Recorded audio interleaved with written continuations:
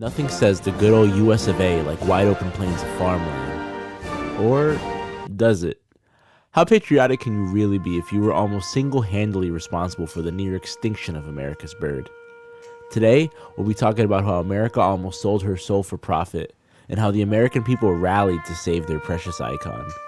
Maybe this story can help inspire us to protect other animals with that same vigor and passion.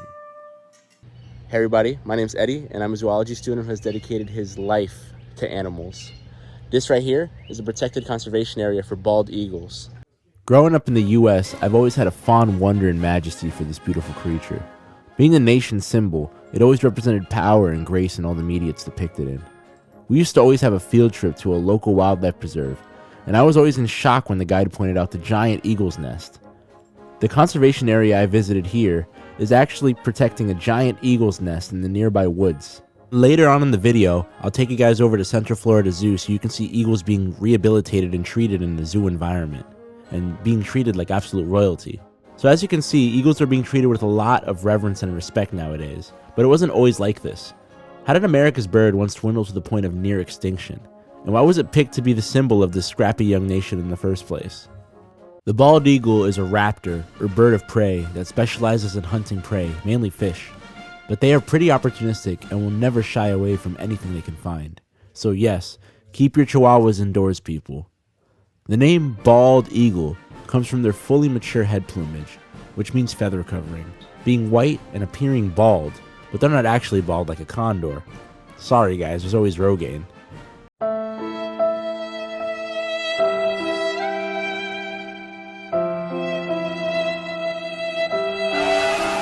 Bald eagles actually aren't even fully bald until they're like 4 years old. So you've probably seen tons of young, immature teenage eagles and not even known about it. The younger eagles usually can't compete with the mature eagles and try to stay out of their way and not bother them. So, in the eagle world, the beta virgin eagles can't compete with the Chad alpha eagles. I'm sorry. But it's kind of fitting for America's bird, am I right? Bald eagle range extends from Alaska down to Florida, with permanent breeding residents usually being more common in the south and migratory populations in the north. Florida's just where it's at. What can I say? So eagles are powerful, majestic birds. Well, except for their like fake movie screech, that's actually a hawk. That's kind of fitting for America's Hollywood image as well, huh?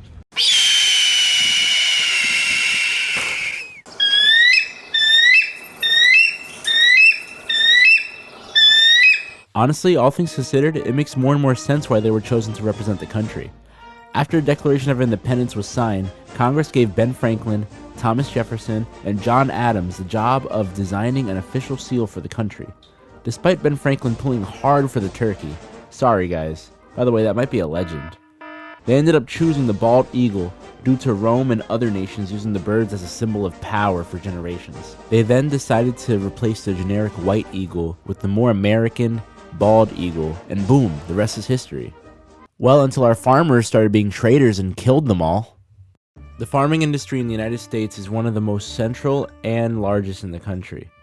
When you're growing food, well, you get a bunch of critters who want to eat said food, especially insects. Insert one of the most harmful insecticides ever made, DDT.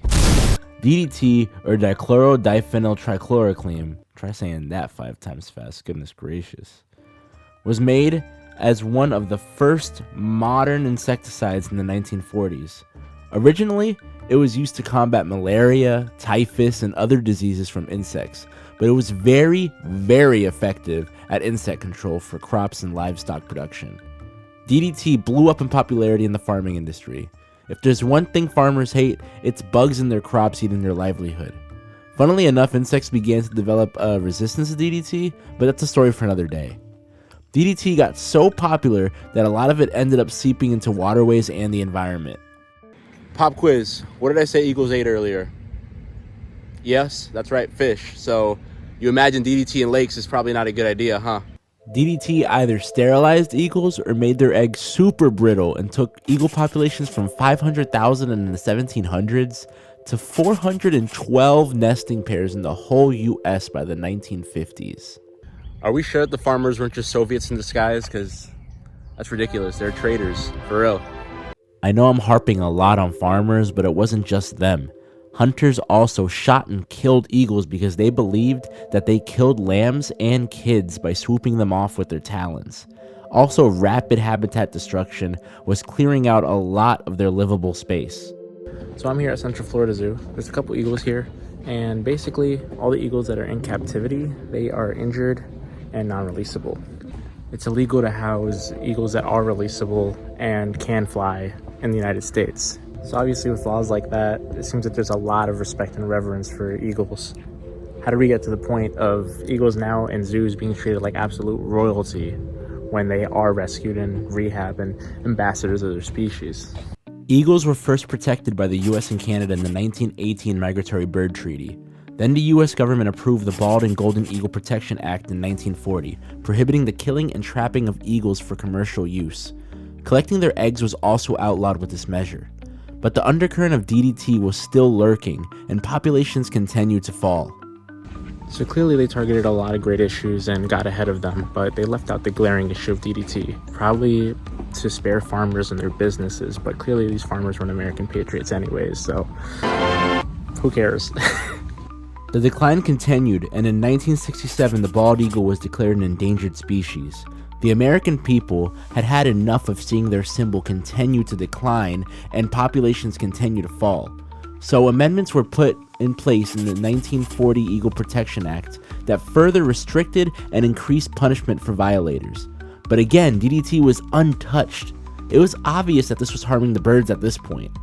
Finally, in 1972, DDT was banned in the United States, finally telling the farmers that they had enough of their rampant trader activity. Eagle populations skyrocketed from the 412 pairs in the 1950s to 100,000 individuals by the 1980s, only 10 years after the ban.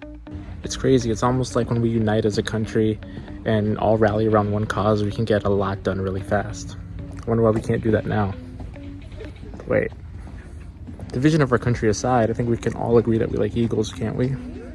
Listen, I definitely don't want to get too political here, but obviously as a nation we are very divided. American can't get along with fellow American, and social media has pitted every echo chamber against each other.